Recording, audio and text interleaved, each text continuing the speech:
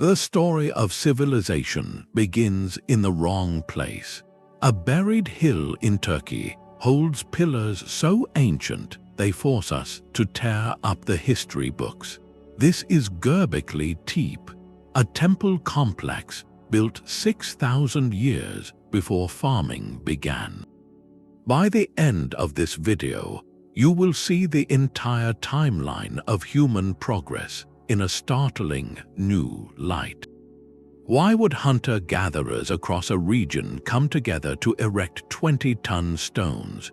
What powerful belief could motivate such a feat long before the first seed was sown? We are about to walk through its echoing enclosures and decode a world of stone animals, uncovering the moment our ancestors decided to build the impossible. What do you think truly comes first, the community or the harvest? The scale of time involved here is almost incomprehensible. To understand Göbekli Tepe, you must first erase every familiar landmark of history from your mental map. This place was not built alongside the pyramids. It predates the invention of writing by over 6,000 years. It was already ancient, a sacred memory buried under soil, when the first stones of Stonehenge were even contemplated. The world it was born into was one of profound change. The great glaciers of the last ice age were receding, and bands of people moved across a landscape slowly turning greener. Life was mobile, following the herds, gathering what the land provided.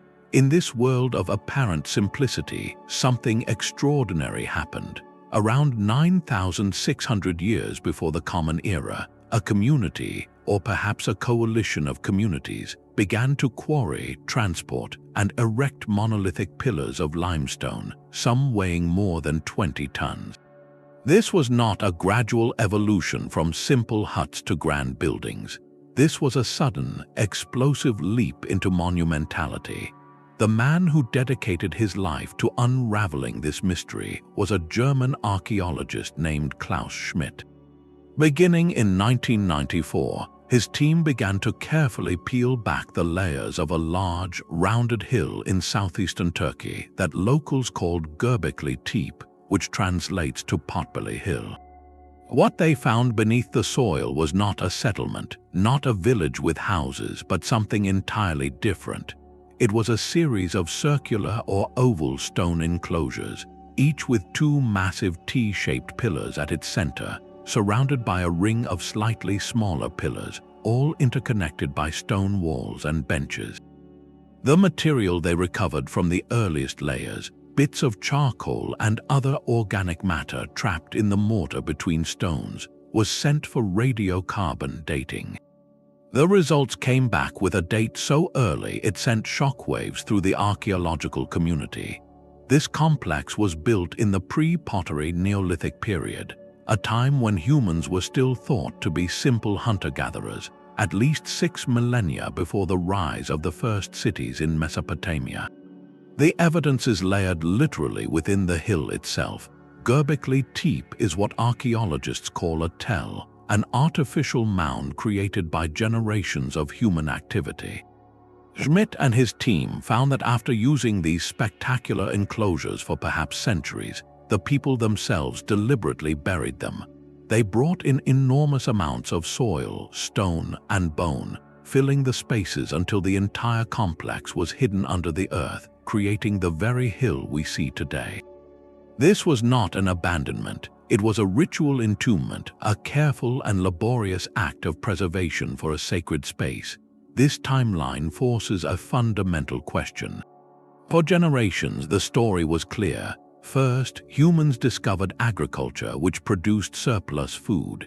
That surplus allowed for specialization, which led to social hierarchy, which then made large-scale projects like temples possible. But Göbekli Tepe stands that narrative on its head. Here, the temple came first. The gathering, the coordination, the shared vision required to build it, all happened long before the first wheat field was sown. So what was the powerful, unifying force that could bring people together across a region to achieve such a feat? if it was not the security of a harvested crop? The answer, it seems, is carved into the stone itself. Standing before one of these pillars is an encounter with a different kind of human mind. It is not just a stone, it is a presence. Carved from solid limestone, each central pillar rises over 16 feet tall and can weigh more than 20 tons, the equivalent of 3 large elephants. Its surface is not smooth, it is a tapestry in stone crawling with life. Foxes leap, boars charge, cranes stretch their long necks, and sinuous serpents coil across the surface. These are not mere decorations, they are stories and symbols given permanent form by hands using nothing but flint and obsidian tools. This is the core of Göbekli Tepe's mystery, a series of these monumental enclosures, each one a separate chapter in a lost narrative. The layout is deliberate and profound. Picture a large, circular or oval space, its outer wall a continuous bench of fitted stone. Rising from this bench, like sentinels, are a ring of slightly smaller T-shaped pillars.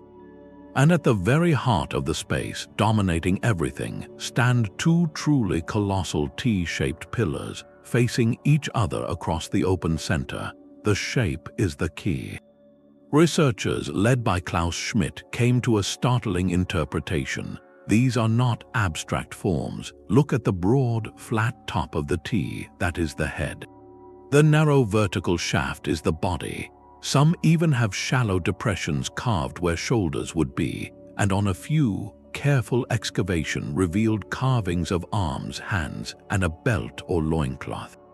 These are stylized human figures frozen in stone, gazing inward toward the sacred center of the circle. They may represent powerful ancestors, watchful deities, or members of a spiritual community, their identities now merged into a single, powerful architectural statement. The logistics of their creation boggle the mind. Architectural historians point out that this was a multi-stage operation of breathtaking ambition. First, the limestone bedrock was quarried using stone mauls and levers. Then, these multi-ton blocks had to be transported, likely on wooden rollers and with ropes made from plant fibers, across a distance of several hundred meters from the quarry to the hilltop. Finally, they were erected, tipped into precisely dug foundation pits and secured. This was not the work of a single family or a small band. It required a coordinated labor force of hundreds, people who had to be fed, housed, and directed by someone with a vision. This level of social organization, of people coming together for a project that would not put food directly on their plates, was thought to be impossible for hunter-gatherers. Yet at Enclosure D, the largest and most elaborate structure yet uncovered, we see the proof. Its 2 central pillars are the giants of Göbekli Tepe, and the menagerie surrounding them is a catalogue of the prehistoric world. The animals are not random, each likely carried deep symbolic weight. The fox, often clever and associated with the underworld in later myths. The boar, a creature of raw power and danger. The crane, a migratory bird marking the seasons. The scorpion, a symbol of protection or peril. This was a hunter's pantheon, a spiritual map of a world where humans were not yet the dominant masters of nature, but participants in a much larger, animate cosmos. This stone theater, with its audience of pillar people and a cast of carved creatures, was not a place for daily living. No hearths for cooking, no storage pits for grain, no evidence of domestic life have been found in these earliest enclosures. This space was built for something else entirely, for gathering, for ceremony, for connecting with the forces represented by those stone animals and ancestor pillars. It was a ritual center on a scale the world had never seen, and its very existence suggests that the first thing humans felt compelled to build together, long before walls for safety or silos for surplus, was a temple. This interpretation transforms our view of the entire hill. Göbekli Tepe was not a place where people lived, it was a place where they came to be something more. The evidence for this is stark and consistent. Within the great stone enclosures, archaeologists found no hearths for daily cooking, no storage pits for grain, no trash middens of domestic life. There are no foundations for permanent houses. Instead, the material they uncovered points to something profoundly different, a center for ceremony. Think of it not as a village, but as a destination. Scattered bands of hunter-gatherers, perhaps across a wide region, would have converged here at specific times, drawn by a powerful, shared belief system. This was a pilgrimage center, a cathedral on a hill, deliberately set apart from the everyday world. The principle here is revolutionary, and it was championed by Klaus Schmidt, who famously argued that first came the temple, then the city. This flips our entire understanding of social evolution. The drive to build something monumental for a spiritual purpose did not emerge from settled, farming life. It actually helped create the conditions for it. The need to feed and organize the builders of Göbekli Tepe may have been the very catalyst that nudged humanity toward cultivating plants and domesticating animals. The site itself is a time capsule of these ritual gatherings. Researchers have uncovered enormous quantities of animal bones from aurochs, gazelle, and wild sheep.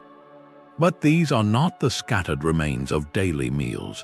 They are carefully curated, with certain bones selected and deposited together, suggesting large-scale feasting, a communal activity that cemented social bonds and honored the occasion.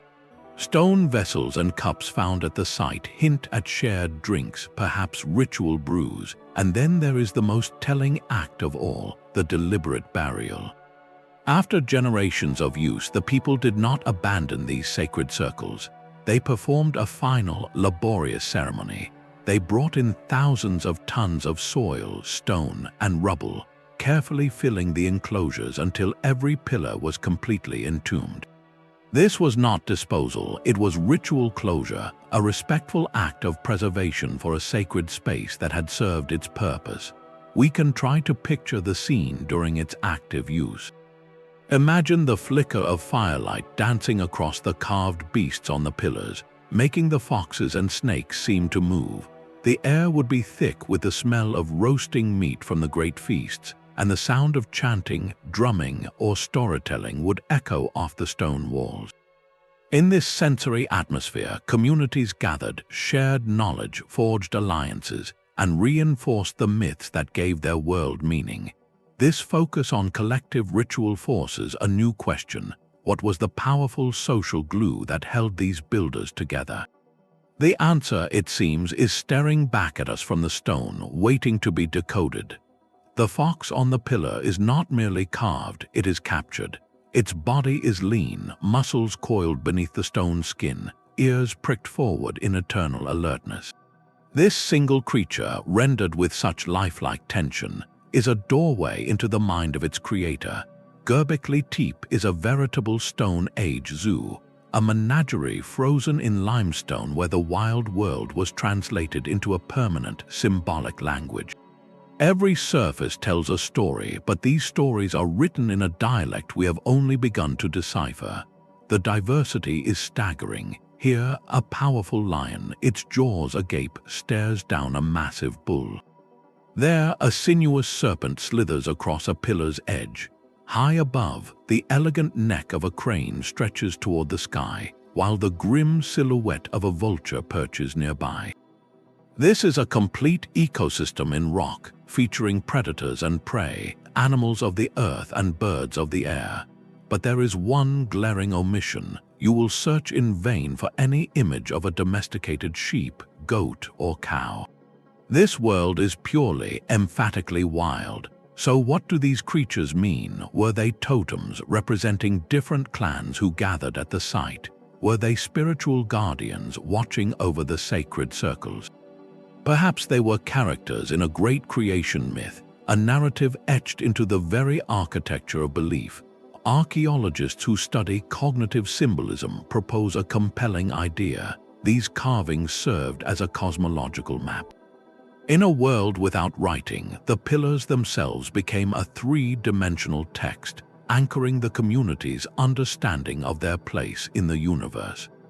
The animals likely represented different forces, realms, or principles. Predators like lions, foxes, and snakes might symbolize danger, power, or the underworld. Birds such as cranes, which migrate with the seasons, could be markers of time and celestial cycles. Vultures, often associated with the transition between life and a final resting place in many later cultures, might hint at concepts of renewal. Alongside the animals are abstract symbols, H-shaped signs and crescents, whose meanings are even more elusive but clearly formed part of this shared visual vocabulary. Some compositions are particularly powerful. One pillar is dominated by descending vultures, their wings spread, surrounding a headless human form, a scene that has sparked deep reflection among researchers about early concepts of the spirit's journey. Another contentious debate centers on the T-shaped pillars themselves. Are they abstract representations of humans, as many believe, or could they be something else entirely? Each interpretation offers a different lens on the builder's worldview. By patiently studying this symbolic language, we begin to hear whispers of the complex belief system that unified these hunter-gatherers. It was a system that gave meaning to the chaos of nature, that assigned roles and stories to the animals they lived alongside, and that provided a powerful reason to come together. This shared mythology, this cosmic map in stone, may have been the true catalyst, the social glue that made the impossible act of building Göbekli Tepe not just possible, but necessary. And if a shared belief could motivate such a project, what other profound changes might it have set in motion for the very way these people lived? The very label hunter-gatherer suddenly feels inadequate. We are taught to picture small, mobile bands living hand-to-mouth, their social world limited to family ties. Göbekli Tepe shatters that image entirely. The minds that conceived these circles and the hands that carved these pillars belonged to a society of startling sophistication. This was not a simple culture stumbling toward complexity. It was already profoundly complex. Anthropologists use a specific term for this: complex hunter-gatherers. These were groups who, while not yet settled farmers, had developed intricate social structures, specialized roles, and a shared ideology powerful enough to coordinate hundreds of people toward a single, breathtaking goal. Think of the logistics alone. This was a multi-generational project requiring foresight and management on a scale we never attributed to this era. First, expert scouts had to identify the perfect limestone beds in the nearby quarries. Then, teams using stone mauls and wooden levers had to carefully detach these 20-ton blocks from the living rock. Transporting them over several hundred meters to the hilltop was a feat of engineering and brute force, likely using a system of ropes, rollers, and coordinated labor. Finally, they had to be tipped into precisely dug foundation pits and secured upright. This sequence demands not just muscle, but architects, foremen, and skilled stoneworkers. It implies a hierarchy, a chain of command where someone's vision was translated into action. And then there is the most practical question of all: how did you feed everyone? A workforce this large, engaged in backbreaking labor, would require a constant, massive supply of food. They could not simply wander off to hunt each day. The project required sustained, focused effort. The answer likely lies in the staggering number of animal bones found at the site, from aurochs, gazelle, and wild sheep. This suggests organized, large-scale hunting expeditions, perhaps even a form of logistical planning where some groups specialized in provisioning the builders. It also points to those grand ritual feasts, which served a dual purpose. They nourished the body while strengthening the social and spiritual bonds that made the work possible. This turns a traditional assumption on its head. We used to think agriculture created surplus, which then allowed for large projects. But here, the project itself, the need to feed a concentrated workforce, may have pushed people toward more intensive management of wild resources, a crucial step on the path to domestication. So who were the people in this social network? We can envision a few key roles. There were almost certainly ritual specialists, individuals with deep knowledge of the symbols and ceremonies, who provided the spiritual blueprint for the enclosures. Think of them as master planners or guiding priests. There were skilled artisans, the stonemasons who understood how to shape limestone with flint tools and who gave form to the sacred animals. And there was the broader labor force, drawn not from a single camp but from a wide regional network of related bands. This transforms our view of the project. Göbekli Tepe was less like a construction site and more like a recurring cultural festival, a pilgrimage that happened season after season, generation after generation. People would travel from distant areas, contributing their labor as part of a shared religious duty, exchanging knowledge, forging alliances, and then returning to their home territories. The temple did not emerge from a settled society. It was the engine that created a society, weaving separate groups into a cohesive whole with a common identity and a monumental purpose. This re-evaluation forces us to look at the entire landscape with new eyes. The hill was not an isolated island of activity. It was the beating heart of a vast, interconnected social world. The paths leading to it, the quarries that supplied it, the hunting grounds that sustained it, all formed part of an elaborate cultural map. To understand how they sustained this endeavor, we must now step back and see the bigger picture, to trace the invisible threads that connected this sacred hill to the wider world of the early Holocene. Feeding hundreds of builders was a puzzle as monumental as the pillars themselves. Without a single farm or storehouse, how do you sustain a concentrated workforce for months or even years? The answer lies not in what they invented, but in what they expertly managed, a landscape of staggering natural abundance. We must picture the world around Göbekli Tepe not as a barren wilderness, but as the very cradle of the Fertile Crescent during a period of exceptionally favorable climate. This was a land of rolling hills and river valleys, a veritable garden of wild plenty. Dense stands of wild wheat and barley waved in the breeze. Groves of pistachio and almond trees offered rich harvests.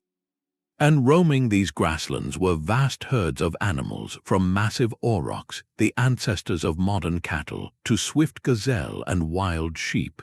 This was the economic engine that powered the temple. The evidence for this organized provisioning is etched into the very soil of the site. Archaeologists, scientists who study ancient animal remains, have sifted through hundreds of thousands of bone fragments. Their findings are telling. They reveal a pattern of selective, large-scale hunting.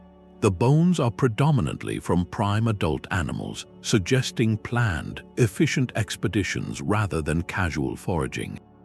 These are the remains of a supply chain.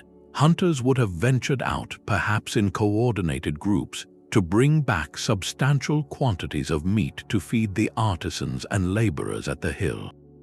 Similarly, paleobotanists studying plant remains find evidence of gathered wild cereals, pulses, and nuts, processed on site using grinding stones and mortars.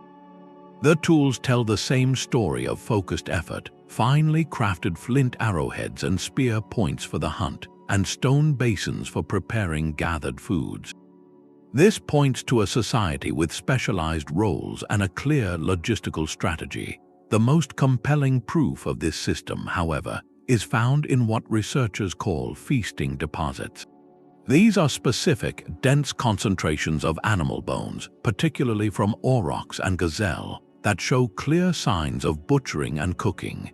They are not scattered kitchen waste, but intentional accumulations, often placed in specific areas or even used as part of the fill when the enclosures were later buried. This indicates something profound. The work was sustained by grand communal meals. These feasts were far more than just dinners. They were the social glue of the project. Sharing in such a large, organized meal reinforced community bonds, rewarded labor, and connected the physical act of building to a sacred, celebratory purpose. It transformed subsistence into ceremony. This intensive, coordinated exploitation of wild resources is a crucial piece of the puzzle. It shows that these people were not passive children of nature, but active managers of their environment. They understood the rhythms of the herds and the cycles of the plants. To reliably provision Göbekli Tepe, they may have begun to unconsciously favor certain stands of wild grain, or to manage the landscapes to support the game they relied upon. In doing so, they were tinkering with the very building blocks of nature. The seeds of the next revolution, the dawn of agriculture, were not sown in a farmer's field, but scattered around the feasting grounds and work camps of a temple built by hunters. The need to feed the dream of Göbekli Tepe may have been the first step toward learning how to make the land itself provide. This is the ultimate historical paradox. The greatest revolution in human history, the shift from hunting to farming, may have begun not out of hunger but out of devotion. The provocative theory emerging from Göbekli Tepe suggests that the need to feed the temple, to sustain those ritual gatherings, was the very pressure that nudged humanity toward agriculture. It is a complete inversion of the old story. We did not build temples because we became farmers. We may have become farmers because we needed to build temples. For decades, the origins of the Neolithic revolution were explained by two main forces: climate change or population pressure. A shifting environment forced adaptation, or growing numbers of people required more reliable food. Göbekli Tepe offers a third, profoundly social catalyst. The vision of Klaus Schmidt and other researchers proposes that the complexity came first. The spiritual and social ambition to create a monumental center created a logistical problem. How do you guarantee enough food, year after year, to support the builders and the great feasts? This demand for predictable resources in one place may have sparked the first experiments in cultivation. Think of the process not as a sudden invention, but as a slow, accidental discovery born from intense observation. The people gathering at Göbekli Tepe were already experts on wild wheat and barley. They knew where the best stands grew, and they harvested them intensively for the communal meals. In this context of concentrated activity, small miracles of observation could occur. Perhaps a ritual specialist, someone deeply attuned to the cycles of nature, noticed that grains spilled from a leather sack near a temporary camp began to sprout. Or maybe they observed that the plants growing in the disturbed, nutrient-rich soil of the settlement area, enriched by waste and human activity, grew more thickly and reliably than those in the wild.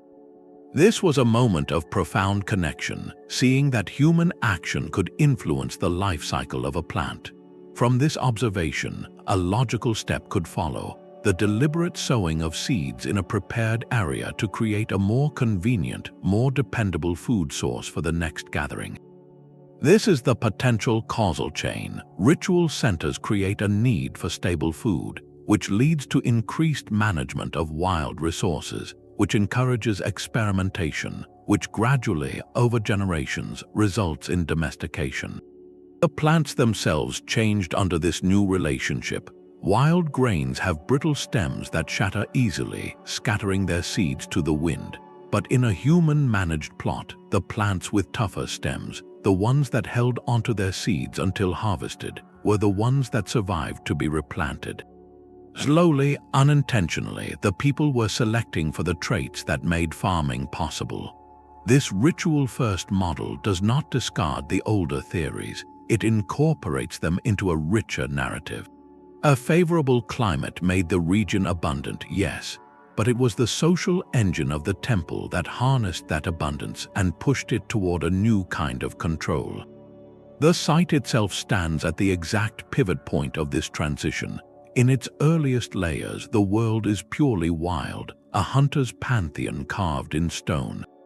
But in slightly later phases, archaeologists begin to find hints of the New World emerging, like the bones of what might be early domesticated dogs. Göbekli Tepe is a bridge capturing the moment when humanity, driven by a shared sacred vision, began to consciously reshape the very foundation of its existence, setting in motion a chain of events that would lead to villages, cities, and civilizations. And then, as if its work was done, this catalyst for change was carefully returned to the earth. The final chapter at Göbekli Tepe was not an ending, but a sealing. Around 8,000 years before the Common Era, after centuries of sacred use, the people who revered this place performed one last monumental act. They did not abandon their temple to the wind. Instead, they deliberately and meticulously buried it. This was a ritual closure, a profound ceremony of interment that transformed the vibrant ritual center into a silent, earthen mound. Visualize the scene not as a collapse but as a purposeful process. Generations of people returned to the hill, but this time they carried baskets and skins filled with thousands of tons of soil, stone chips, and rubble. They carefully backfilled the great stone circles, filling the spaces between the towering T-pillars until every carved fox, every stone crane, was completely entombed. This was not a hasty act but a layered, deliberate one. Archaeologists studying the stratigraphy, the layers of earth, note that the fill is not random collapse from decaying walls. It is composed of clean, sorted material deposited in intentional layers. Within this fill, they find clues, discarded flint tools, fragments of limestone sculpture, and the bones of animals from the final feasts, all placed as part of a ceremonial decommissioning. It was as if the community was giving their temple a proper, respectful resting place. Why would they do this after investing such colossal effort? Why hide their masterpiece? Researchers propose several compelling reasons tied to the great transition unfolding around them. One possibility is a shift in belief. As people moved to the plains and began to cultivate the land, their spiritual world transformed. The old gods of the hunt, the powerful animal spirits carved on the pillars, may have become less central to a society now dependent on the cycles of seeds and seasons. New rituals, perhaps tied to fertility and harvest, required new spaces. Burying the old temple could have been a way to honor the past while making way for a new spiritual era. Another interpretation is an act of eternal preservation. By entombing the enclosures, they protected the sacred space from defilement or decay, consecrating it forever in a state of perfect memory. It became a permanent memorial to their ancestors and their shared achievement, a sacred hill that would forever mark the landscape. This intentional burial is the ultimate paradox, an act of disappearance that guaranteed discovery. By sealing the site under a protective blanket of earth, the builders shielded the delicate limestone carvings from 12 millennia of wind, rain, and frost. They also prevented later peoples from plundering the stones for other buildings or defacing the symbols. The hill, known locally as Potbelly Hill, became a quiet landmark, its secret intact until modern archaeology could listen. This final, deliberate act marks a definitive threshold in the human story. The burial of Göbekli Tepe symbolizes the closing of one world, the world of the complex hunter-gatherer and their monumental spiritual ambition, and the hesitant dawn of another, where human life became increasingly tied to a single plot of earth.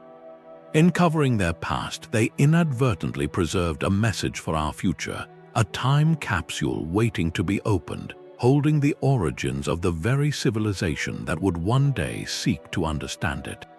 For decades, the secret slept under a shepherd's feet. In the rolling landscape of southeastern Turkey, a local man tending his flock on a hill known as Göbekli Tepe would occasionally notice odd, flat stones jutting from the soil. They were weathered and strange, but to him, they were just part of the Potbelly Hill, a place to graze animals, not a doorway to a forgotten world. The first professional eyes to see the site belonged to a team of American archaeologists in the 1960s. They visited, surveyed the area, and saw the tops of those same pillars. Their conclusion, based on the known history of the region, was that these were probably medieval or Byzantine grave markers, nothing of great antiquity. The report was filed away and the hill returned to silence. The stones had been seen, but they had not been seen for what they were. The true key to unlocking the hill lay not in its visible stones, but in the tiny artifacts scattered across its surface. In 1994, a German archaeologist named Klaus Schmidt was conducting a survey of prehistoric sites in the region. He had read that old American report and decided to visit Göbekli Tepe himself. As he walked across the sun-baked earth, he did not just look at the large stones, he looked down at the ground. What he saw there made his heart race. The soil was littered with thousands of flakes and blades of obsidian and flint, the unmistakable debris of stone tool-making. And these were not the tools of medieval farmers, they were something far, far older. Schmidt immediately recognized the distinctive style of the pre-pottery Neolithic period, a time over 10,000 years in the past. In that moment, he knew the large stones were not Byzantine, they were something unprecedented.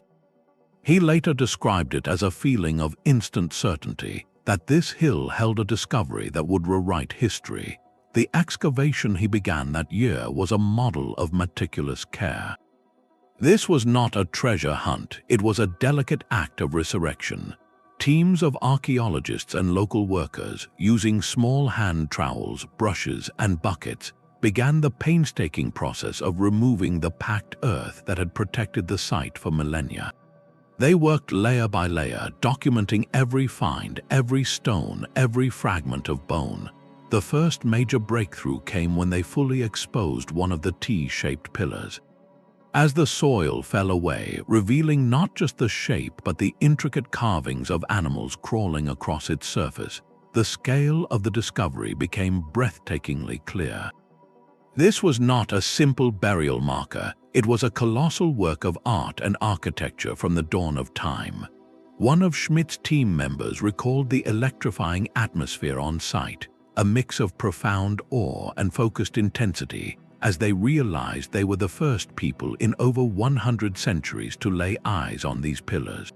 Major excavation seasons followed, each revealing more of the complex's grand design. The uncovering of Enclosure D was a landmark moment. As they cleared the area, the two central pillars emerged, taller and more elaborately carved than any others, true giants standing guard over a perfectly crafted stone circle. Each season brought new wonders, a pillar covered in a dense tapestry of symbols, a stunning sculpture of a boar, or a perfectly carved human head that had fallen from a pillar long ago. The methodology was always the same, slow, careful, and respectful, treating the site as the sacred space it once was. Today, the work is as much about preservation as discovery. Exposing these ancient limestone monuments to modern sun, wind, and rain creates an ongoing challenge. Conservation experts now work alongside archaeologists, developing shelters to protect the carvings and studying ways to stabilize the stone against erosion. The journey from a shepherd's hill to an UNESCO World Heritage Site is a powerful lesson in perspective. It shows how a shift in understanding, one person looking at the same stones with different knowledge, can resurrect an entire chapter of the human story, a chapter we are now reading with every careful brushstroke. The silent pillars may have held a conversation with the stars. Beyond the carved animals lies another layer of potential meaning, one written not in stone but in the geometry of the enclosures themselves.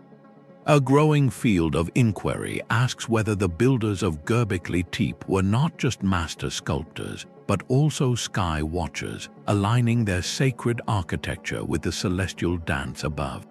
This is the realm of archaeoastronomy, a discipline that carefully searches for intentional connections between ancient structures and astronomical events.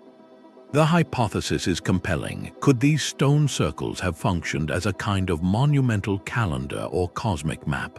Some researchers studying the site's layout have proposed that the arrangement of the massive T-pillars was not random, but deliberately oriented. They suggest, for instance, that the two central pillars of the Grand Enclosure D might have framed the rising point of a particularly bright star, like Sirius, as it would have appeared on the horizon over 10,000 years ago. Other alignments have been proposed with the solstices, the yearly points where the sun reaches its northernmost or southernmost rise. The idea transforms the enclosures from static temples into dynamic theaters. One can picture the dawn of a winter solstice, a single beam of golden light piercing the entrance of a precisely oriented enclosure to strike a specific carving, perhaps a serpent or a bird, illuminating it for a brief, dramatic moment. This would have been a powerful ritual effect, a direct, observable link between the human-made sacred space and the cycles of the cosmos. Proving such intentionality, however, is a monumental challenge. The methodological hurdle is immense. We are trying to discern a specific intention from people who left no written manual, across a gulf of 12,000 years during which the very positions of the stars have subtly shifted due to the wobble of Earth's axis. Archaeoastronomers must use sophisticated software to reconstruct ancient skies and then perform rigorous statistical analysis to see if proposed alignments are statistically significant or could simply be due to chance. It requires a careful balance, distinguishing between a compelling pattern and wishful interpretation.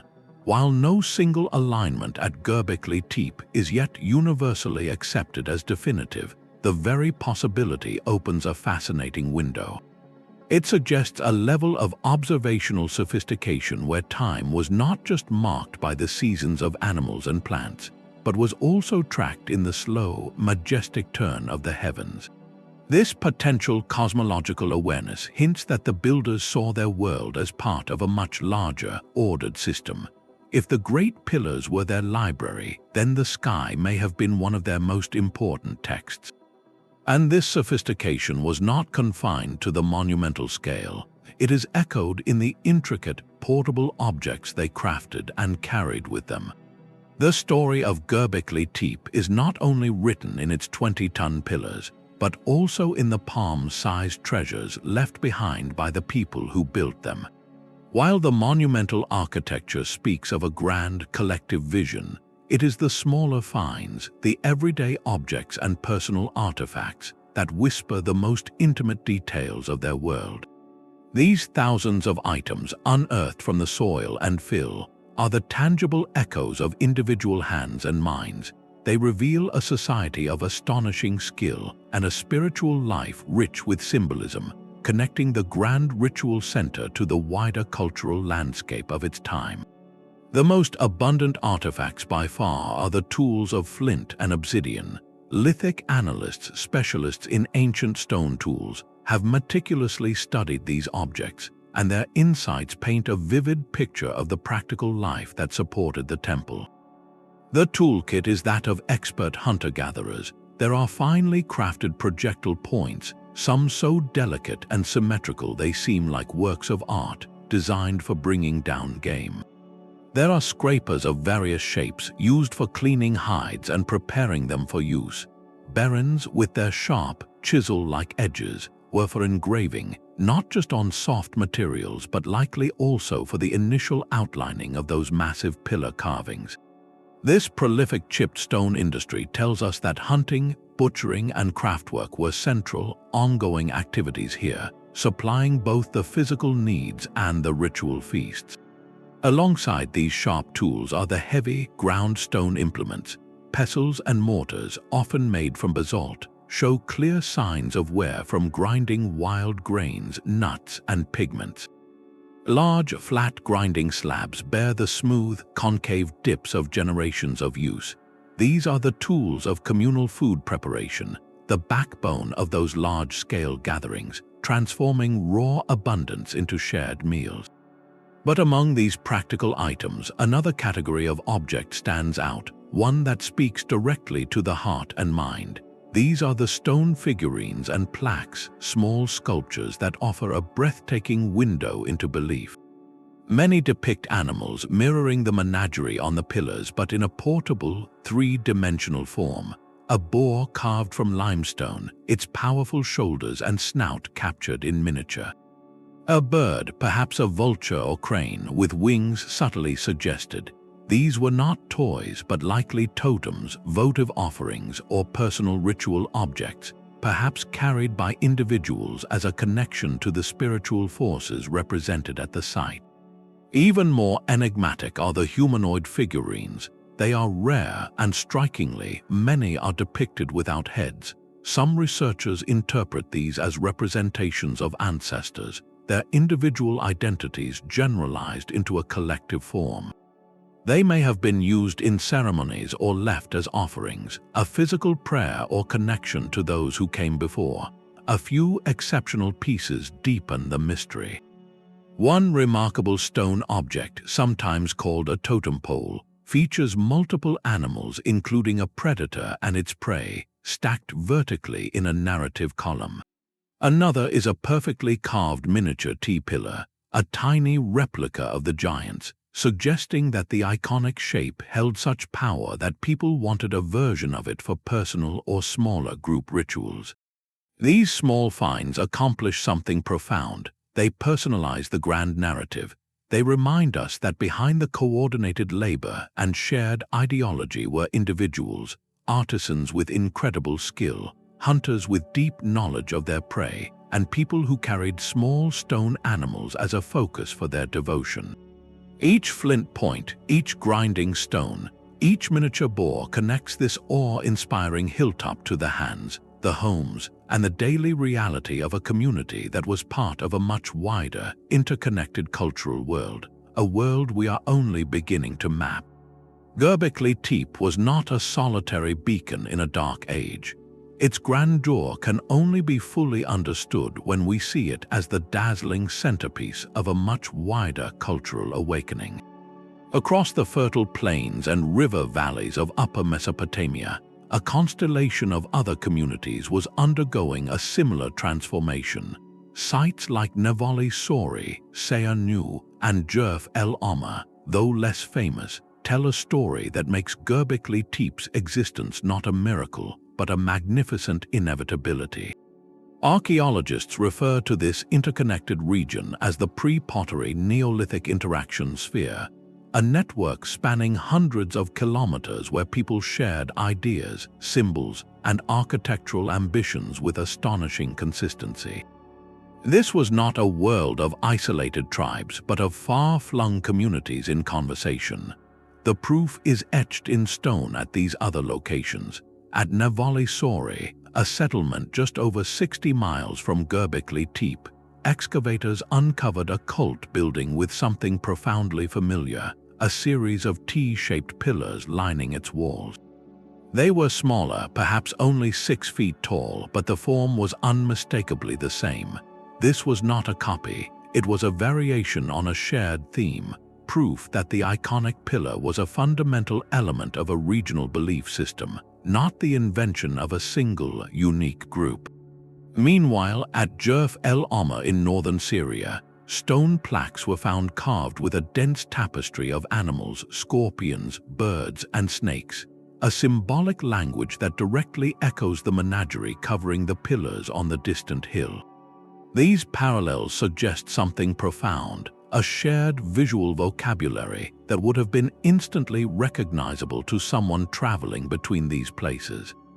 This network implies frequent contact and the exchange of more than just goods. It hints at the movement of people, of skilled artisans, and of ritual specialists who carried the blueprints for sacred architecture in their minds. Perhaps individuals from these scattered communities even traveled to participate in the great building projects at the most prominent center, Göbekli Tepe, bringing their local traditions and adding them to the collective effort. Comparing these sites reveals a fascinating spectrum of adaptation. Sayar Nu, for instance, shows a long sequence of occupation with distinct ritual buildings, including one with a floor made of polished stone slabs, suggesting a different but related approach to sacred space. Some sites were more permanent settlements with evidence of early experiments in plant cultivation, while others, like Göbekli Tepe itself, remained primarily ritual focal points. This variation is crucial. It shows a region experimenting with different ways of living and worshipping, all connected by a common cultural thread. The existence of this interaction sphere completely changes the narrative. Göbekli Tepe is no longer a mysterious anomaly built by a lone group of genius hunter-gatherers. It emerges instead as the most ambitious and spectacular expression of a widespread, innovative cultural moment. It was likely the preeminent pilgrimage destination within this network, the place where the shared ideology found its ultimate, monumental form.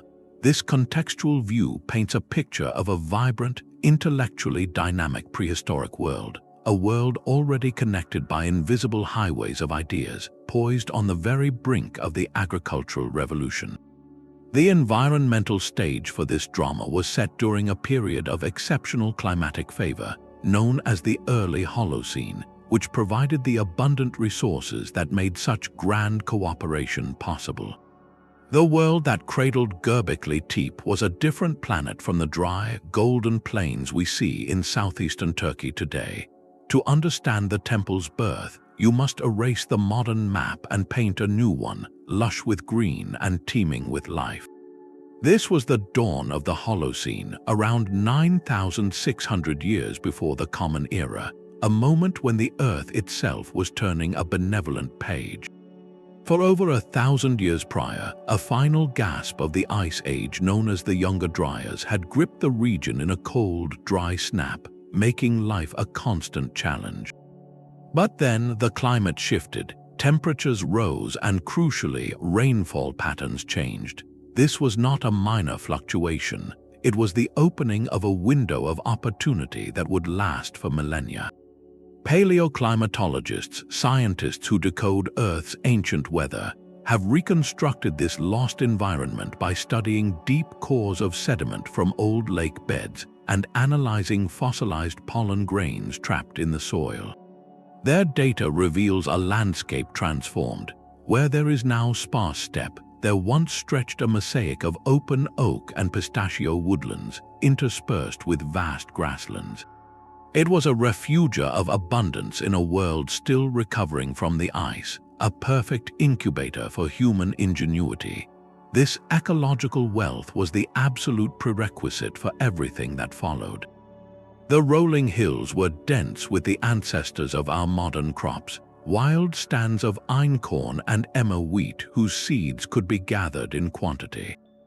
The woodlands offered nuts and fruits, and this rich plant life supported enormous herds of game, massive aurochs, wild cattle standing over 6 feet tall at the shoulder, grazed alongside swift Persian gazelle and wild sheep. Rivers and springs provided fresh water, creating corridors of life through the region. This bounty was the invisible economic engine of the temple. A large, concentrated workforce of builders and artisans could not be sustained by wishful thinking. It required a predictable, dense supply of calories. The abundant wild wheat and barley provided a harvestable, storable carbohydrate base. The prolific herds offered a reliable source of protein through organized hunting. The very existence of such resource density meant that communities did not have to spend every waking moment in a desperate search for their next meal. For the first time on such a scale, human energy could be diverted, it could be invested. This seasonal surplus of wild food created a unique social space, a temporal pocket where people could gather from across the region not just to survive but to create. The logistical chain becomes clear. Hunters could venture out and return with enough meat to feed hundreds for days. Gatherers could process wild grains into flour using the many grinding stones found at the site. The environment provided the fuel, and the shared spiritual vision provided the reason to burn it on a project of staggering ambition. This favorable climatic window did not just make Göbekli Tepe possible. It made the entire cultural revolution of the pre-pottery Neolithic possible. It provided the material foundation upon which spiritual ambition could be built, literally and figuratively. The community's investment was not in irrigation canals or fences, but in a monument to their beliefs. Yet, in shaping those 20-ton pillars, they were beginning a process that would, in time, lead them to shape the very landscape that sustained them. setting in motion a feedback loop between culture and nature that would forever change the relationship between humanity and the earth. The carvings are a language, but the grammar is one of belief.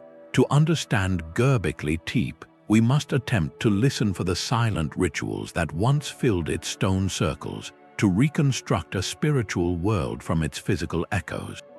Without a single written word, scholars venture into the realm of prehistoric religion, proposing interpretations that seek to explain why people gathered here. Two leading ideas offer compelling, though not mutually exclusive, windows into this lost worldview: the Shamanic hypothesis and the Ancestor cult theory. The first draws upon insights from anthropology and the study of hunter-gatherer religions across the globe. In this view, Göbekli Tepe was a monumental stage for shamanistic practice.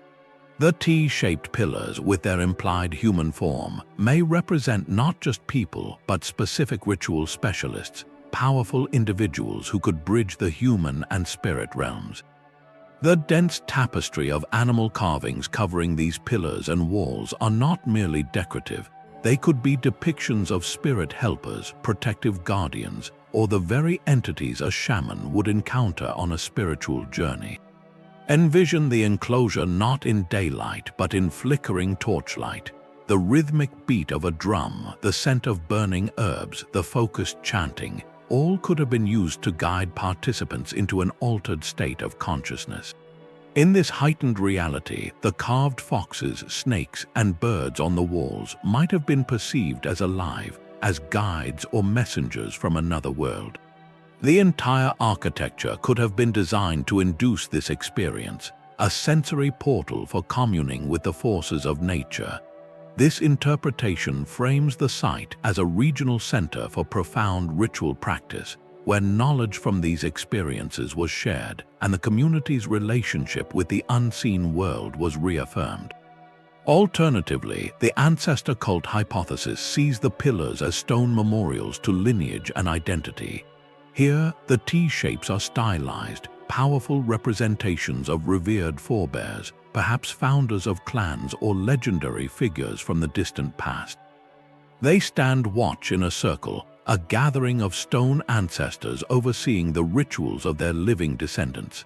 The animal carvings in this context might symbolize clan totems or stories and attributes associated with each lineage.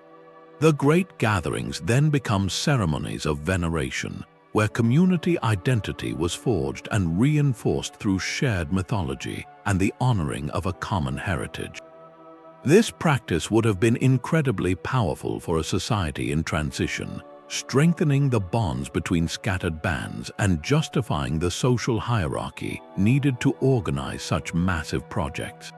The evidence subtly supports this. The human-like form of the pillars is undeniable, with carved arms, hands, and belts on some, and the careful, deliberate burial of the entire complex speaks of a deep reverence for what the space represented, a respect one might show to a hallowed memorial. Both interpretations and others that blend them are attempts to give voice to a silent symphony. They remind us that the stones are just the skeleton of Göbekli Tepe, the durable bones of a rich, intangible cultural reality. The true life of the place, the chants, the dances, the stories told, the emotions felt, have evaporated into time. What we excavate is the stage, not the performance, the library, not the spoken word. This exploration of meaning ultimately highlights a profound truth. The first great human monument we have found was not a palace, a fortress, or a granary. It was a temple. It suggests that the earliest force powerful enough to organize humanity on a grand scale was not economics or politics, but a shared search for meaning, a collective need to answer the great questions of existence and to honor the bonds of community and memory that made such a search possible. The profound silence of the excavated circles is a modern illusion. In their time, these spaces would have been alive with a powerful sensory tapestry, where sound was not just an accompaniment, but a core architectural material. To understand the full impact of Göbekli Tepe, we must listen with more than our ears. We must engage in a practice known as sensory archaeology, which seeks to reconstruct the complete lived experience of a place. This field asks us to move beyond what a site looked like and consider how it felt, smelled, and most importantly for a ritual center, how it sounded. The very shape of the enclosures suggests an intentional design for communal gathering, and where people gather to share an experience, sound becomes the medium that binds them. The stone walls, benches, and towering pillars were not passive backdrops. They were active participants in the ceremony, shaping every chant, drumbeat, and footfall into a shared auditory event. Researchers in a related discipline called archaeoacoustics have studied how ancient structures manipulate sound. While formal studies at Göbekli Tepe are ongoing, insights from other megalithic sites like Newgrange in Ireland or some of the temples on Malta offer fascinating parallels. These studies reveal that circular or enclosed stone spaces often create distinct acoustic effects. Sound waves bounce off hard surfaces, creating reverberation, a lingering echo that can make a single voice or drum seem to hang in the air, amplified and transformed. In the tight space of a Göbekli Tepe enclosure, with its high pillars and solid stone ring wall, the acoustics would have been intimate yet powerful. A speaker standing between the two central pillars might have found their voice naturally projected, while rhythmic drumming could have created a palpable, chest-thrumming resonance that unified everyone present in a physical vibration. This was not an accident of architecture, it was likely a feature. The immersive sound environment would have heightened the emotional and psychological impact of any ritual, making the shared experience feel transcendent, as if the very stones were joining in. So what filled this acoustic chamber? While no instruments have been recovered from Göbekli Tepe itself, findings from contemporaneous sites across the region give us a probable orchestra. Drums were almost certainly present, their skins stretched over wooden frames or even large clay pots. The deep, fundamental pulse of a drum is a cross-cultural trigger for communal rhythm and altered states of awareness. Rattles, perhaps made from dried gourds with seeds inside, would have provided a shimmering, textured layer of sound. There is also compelling evidence for early music. Bone flutes from nearby sites dating to this period prove that melody was part of their world. And above all, there was the human voice, used for chanting, singing, and reciting the myths and stories that gave meaning to the carved symbols surrounding them. We can speculate on how sound and symbol might have interacted. Perhaps a chant associated with the fox spirit was performed near a pillar covered in fox carvings, the voice echoing off that specific stone surface. Maybe a sudden, sharp rattle was used to accentuate the appearance of a serpent in a story. The architecture itself could have created zones of auditory focus, where certain sounds were clearer or more resonant, guiding participants through a ritual script as carefully composed as any modern ceremony. This speculative listening transforms our understanding. Göbekli Tepe ceases to be a static museum of stone and becomes a dynamic theater of experience. The community was forged not just by shared labor or belief, but by a profound shared sensory event where sight, sound, and feeling merged into a single, unforgettable reality. This approach reminds us that the past was not a silent movie. It was a fully immersive performance, and the stones we uncover today are merely the stage upon which the human drama unfolded. The very act of uncovering Göbekli Tepe created its greatest modern crisis. After sleeping safely beneath a blanket of earth for 12,000 years, the monumental pillars now face a new and relentless enemy, the open sky and the footsteps of the world. The site's designation as a UNESCO World Heritage Site in 2018 was a monumental recognition of its value to all humanity, but it also intensified a pressing dilemma. How do you protect something so fragile from the very attention it deserves? This is not a story of neglect, but of an urgent, ongoing battle fought by conservators, archaeologists, and site managers on the hilltop every single day. Primary threats are as elemental as they are persistent. The soft limestone, once shielded, is now exposed to wind, rain, and the daily expansion and contraction from temperature swings. This natural erosion is accelerated by a more human factor: the sheer volume of visitors drawn to witness this marvel. The subtle vibrations from thousands of feet on walkways, the humidity from breath in enclosed spaces, even the oils from an inadvertent touch, all pose a cumulative risk to carvings that have survived since the last ice age. The mission is clear: to stabilize the past without freezing it in time, to allow for wonder while preventing wear. The solutions are a blend of ancient wisdom and cutting-edge technology. Perhaps the most visible intervention is the series of large, lightweight protective shelters now arching over the key excavated enclosures. These are not mere roofs, they are carefully engineered microclimates. Their design allows for airflow to prevent condensation while shielding the stone from direct rainfall and the harsh sun, dramatically slowing the rate of weathering. Beneath the walkways, discrete drainage systems channel water away from the foundations, ensuring that the earth supporting these colossal pillars remains stable and dry.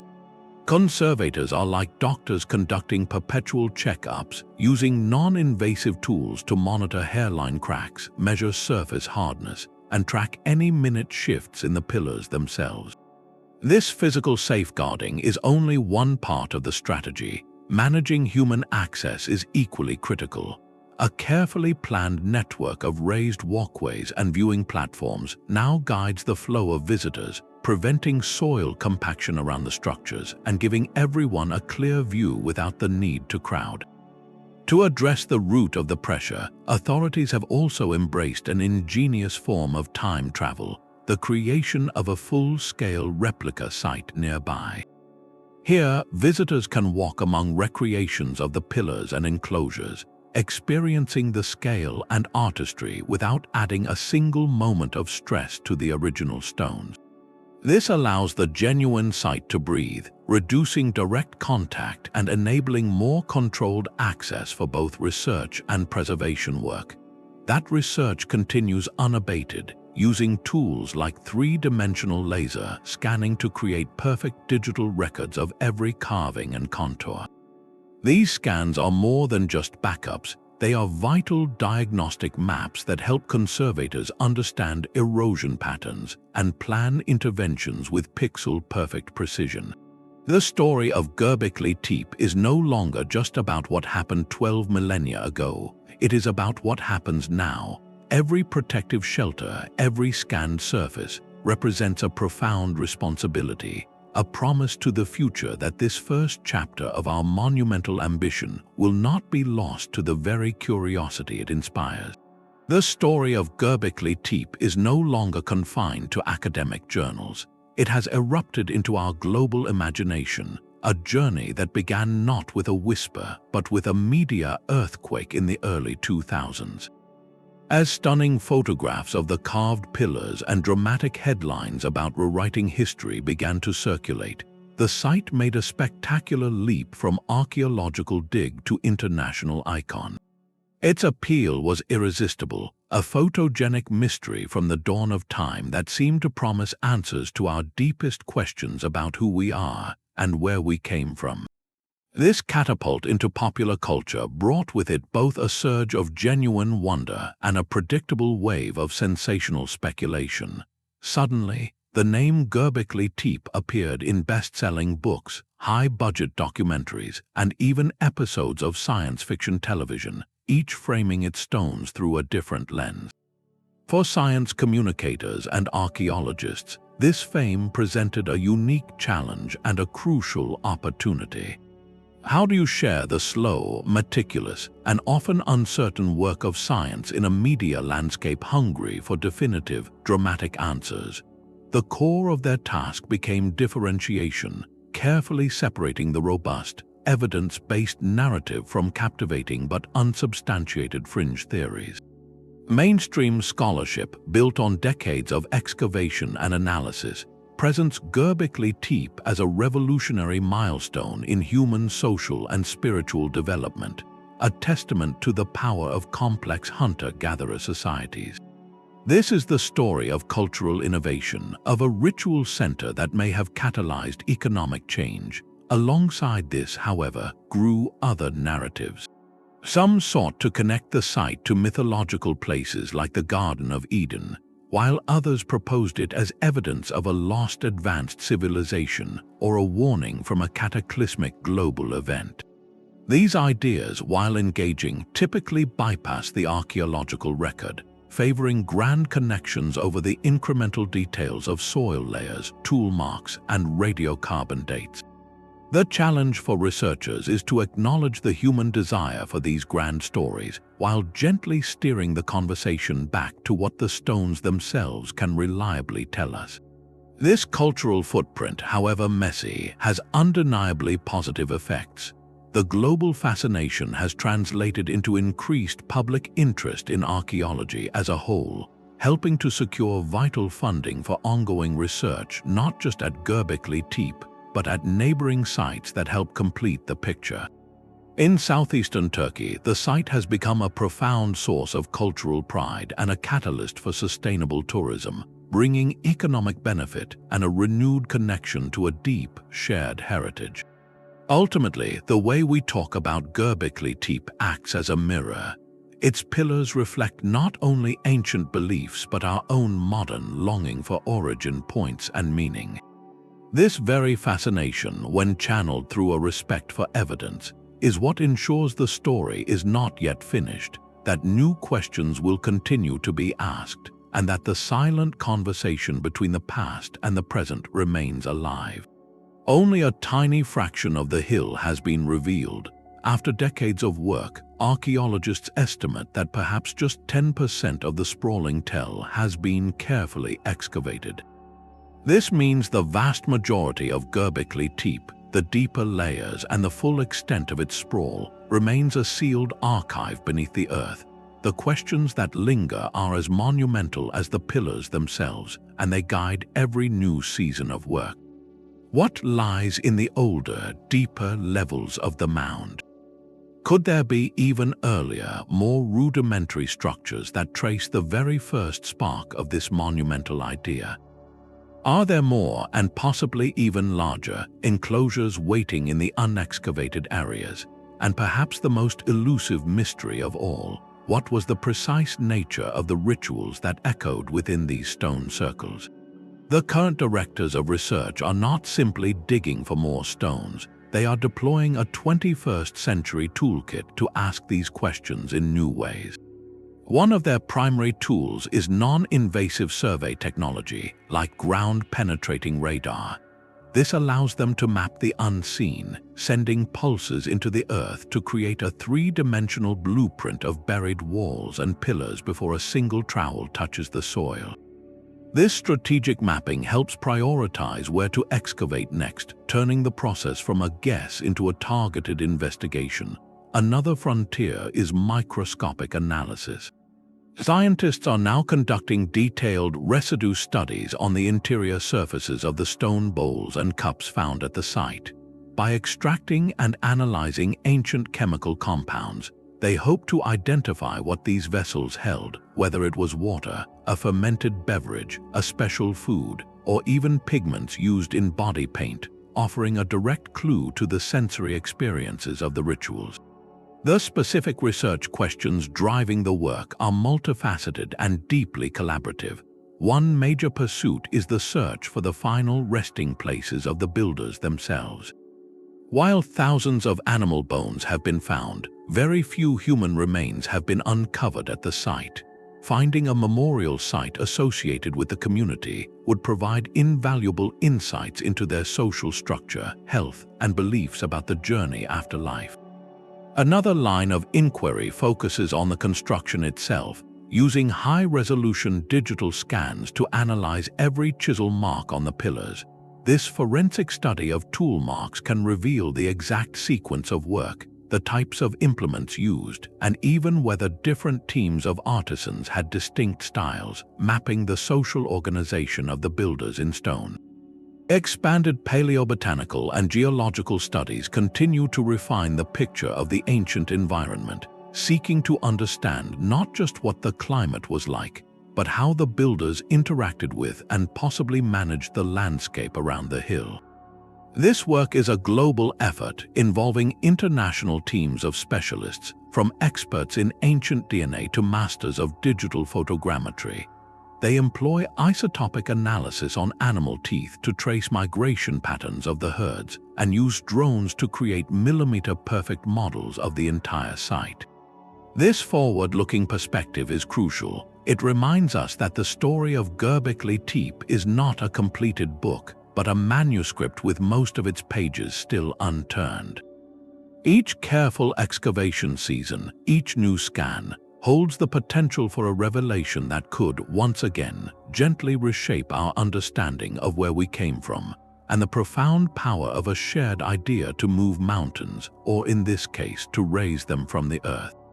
Göbekli Tepe asks us to rewrite not just a timeline, but a definition. For over a century, the story of human advancement followed a clear, logical staircase. First came the mastery of survival, the domestication of plants and animals we call agriculture. This created surplus, which then allowed for specialization, leading to social hierarchy, which finally enabled the grand projects of art, architecture, and organized religion. Civilization, in this view, was the direct and necessary product of the farm. The silent pillars on that Turkish hill collapse this entire staircase. They present us with an undeniable truth: the temple came first. This single fact forces a philosophical earthquake, challenging our most basic assumptions about what it means to be civilized and what unlocks the highest potential of human societies. The implication is profound, and it requires a fundamental shift in perspective. What if the capacity for complex symbolic thought, for large-scale collective action, and for monumental artistic expression is not something we invented after securing our food supply? What if it is an innate part of the human toolkit, a latent potential waiting for the right social spark to ignite it? Göbekli Tepe suggests that the spark was not economic security, but a powerful, shared ideology. The right conditions were not granaries full of wheat, but a compelling belief system that could unite scattered bands toward a common, awe-inspiring goal. This turns the traditional model on its head. Social complexity did not emerge from material surplus. It may have been the very driver that created the demand for that surplus. The need to feed the builders and participants in these grand rituals could have been the primary incentive for more intensive resource management, nudging humanity toward the threshold of agriculture. The dream of the temple, in a very real sense, may have planted the first seed. This re-evaluation completely transforms our view of hunter-gatherer societies. They were not simply primitive precursors living hand-to-mouth in a constant struggle. They were sophisticated communities with deep environmental knowledge, intricate social networks, and a rich spiritual life.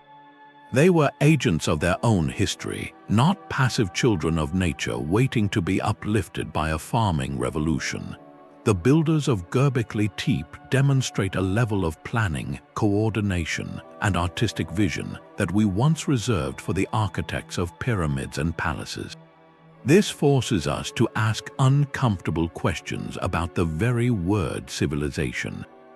Is it defined by permanent cities and written laws, or can it be found in the shared purpose and symbolic language of people who gathered seasonally on a windswept hill? If monumentality, the drive to create something lasting and meaningful, is a universal human impulse, then the origins of civilization are not in the Fertile Crescent's first villages, but in places like this, where that impulse first found stone.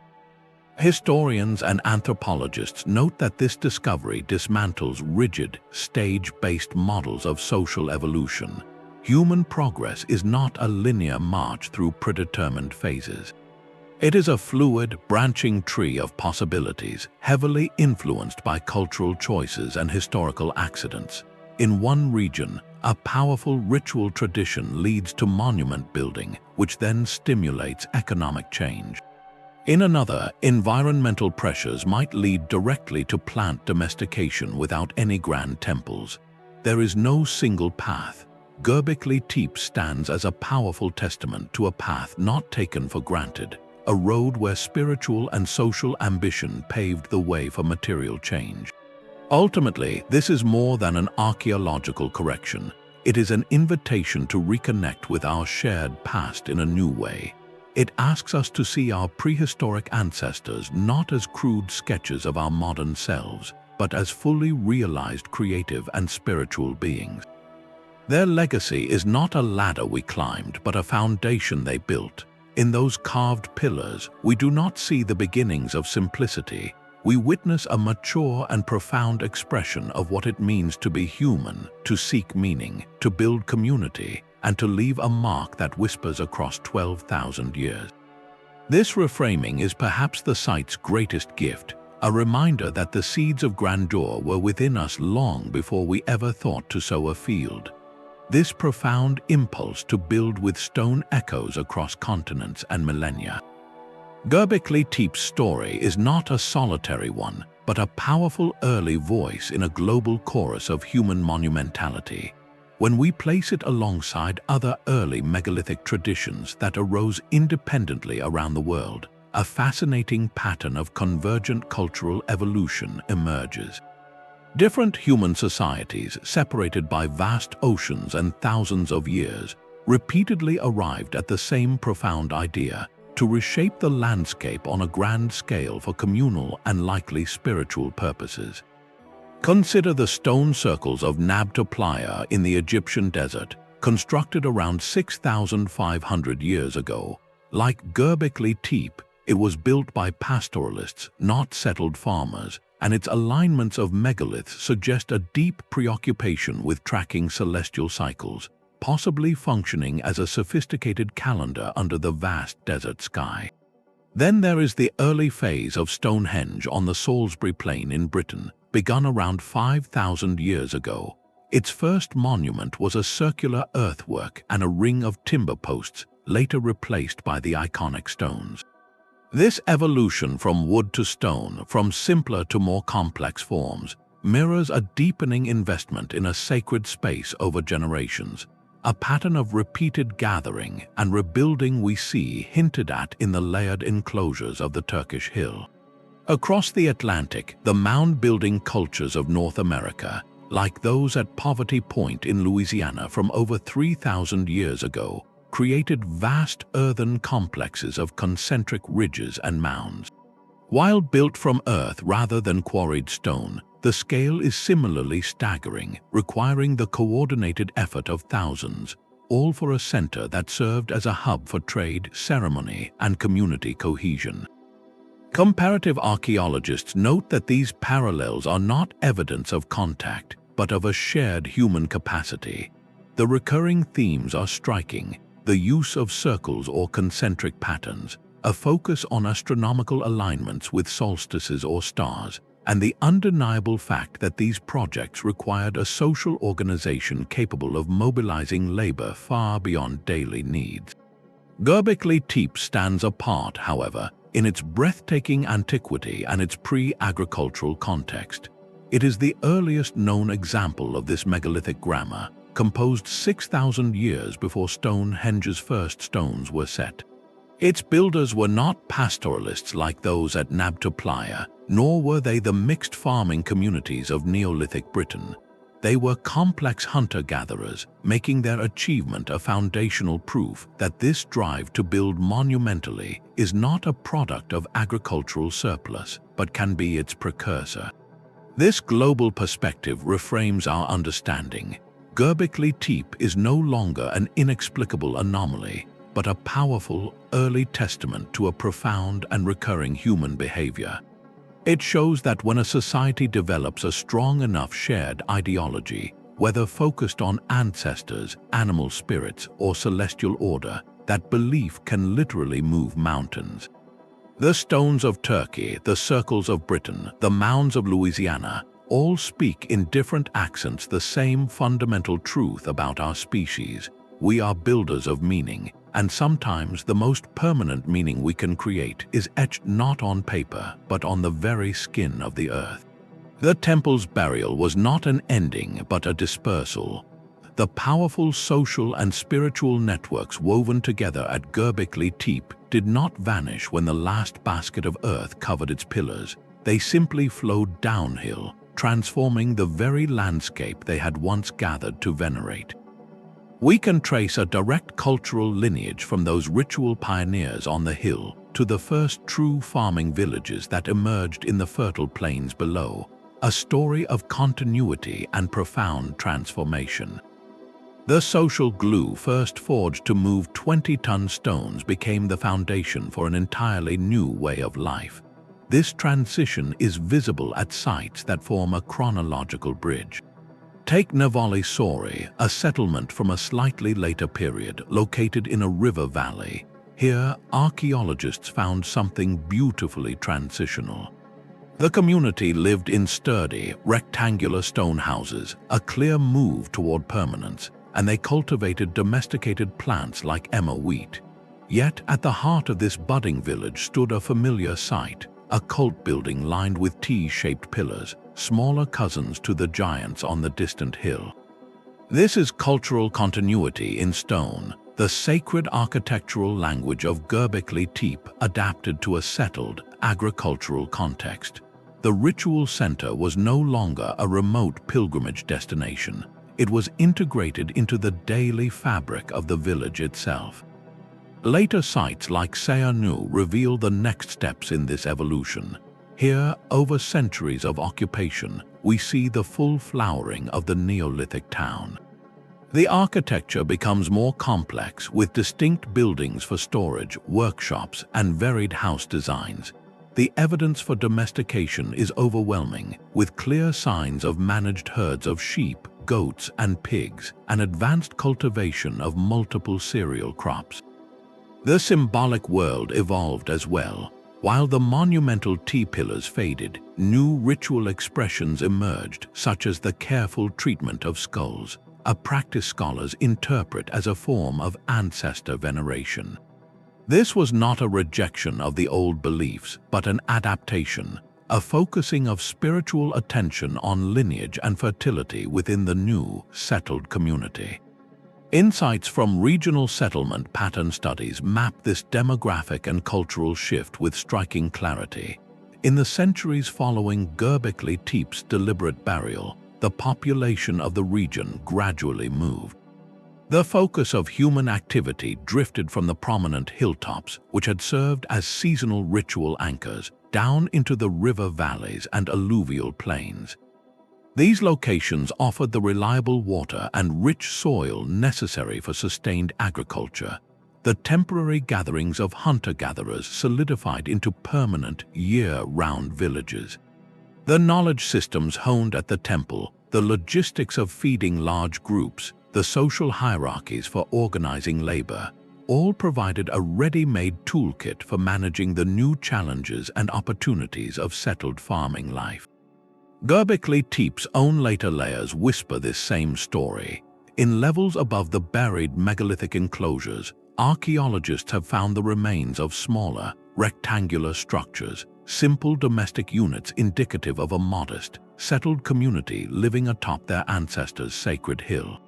Even the grand vision of the temple was being slowly overwritten by the practical needs of the village, a poignant symbol of the world changing outside.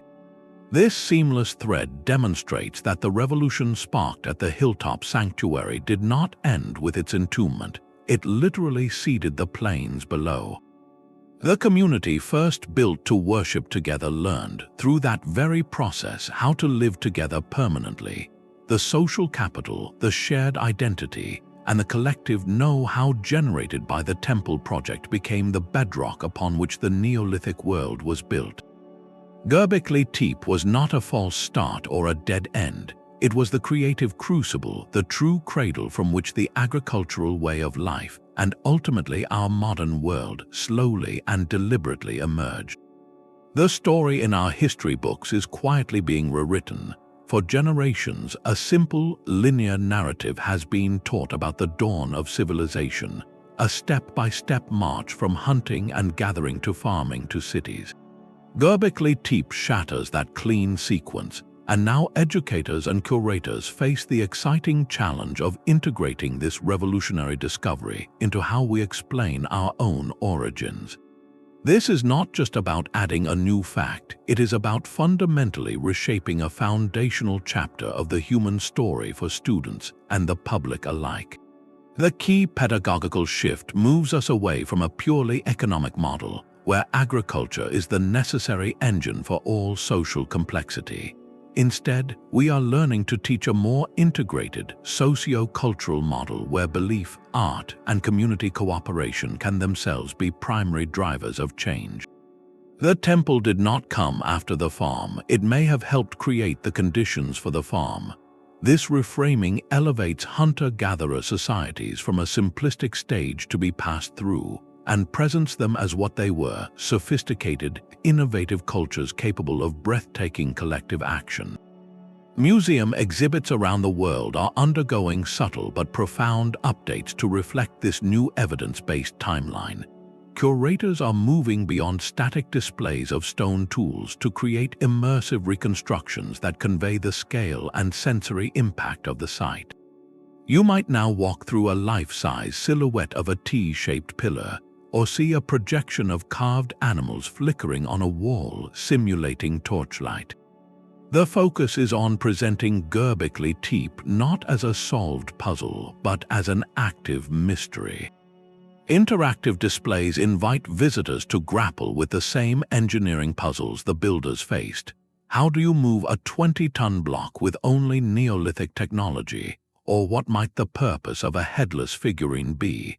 This approach transforms passive observation into engaged inquiry, mirroring the scientific process itself.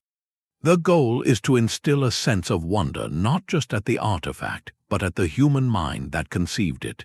In classrooms, educators are finding powerful ways to communicate these concepts by connecting them to universal human experiences. They might ask students to consider what motivates their own communities to come together for large projects: a school play, a sports stadium, a community garden, drawing a parallel to the shared purpose that drove ancient people to a distant hill, makes the past feel immediate and relatable. Lessons now emphasize the complexity of prehistoric societies, highlighting roles like the master planner, the skilled artisan, and the logistic coordinator, showing that social specialization existed long before kings or bureaucracies. This new narrative is supported by a wealth of resources designed for broad accessibility. Stunning documentary series bring the excavations to life, while detailed virtual tours allow anyone with an internet connection to explore the enclosures from home. Scholarly databases and open access journals make the latest research findings available to curious minds everywhere. This educational mission ensures the legacy of Göbekli Tepe extends far beyond academic circles. It becomes a fundamental part of our shared cultural literacy, a story that inspires future generations to question assumptions and look at the deep past with fresh eyes.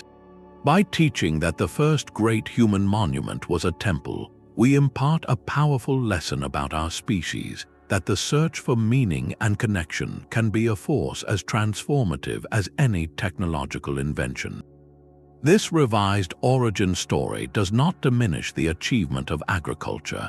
It simply places it within a richer tapestry of human ingenuity, where community and belief laid the first stones on the path to the world we know today.